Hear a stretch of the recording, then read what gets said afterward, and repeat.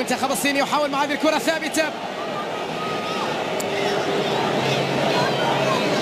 على تنفيذها يوهاي. كرة ثابتة خطيرة لمصلحة المنتخب الصيني. الخطأ ليوهاي. المنتخب الصيني يحاول في هذه الأثناء. كرات الثابتة تبقى خطيرة. هدف صيني أول مع تسديدة يوهاي. هدف صيني أول في المباراة.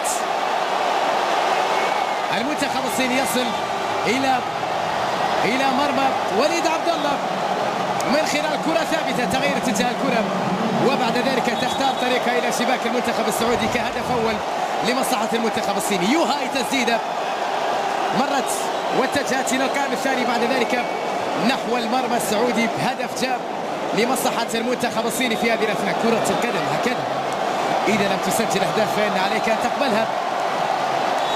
أضعنا ركلة جزاء وقبلنا هدف.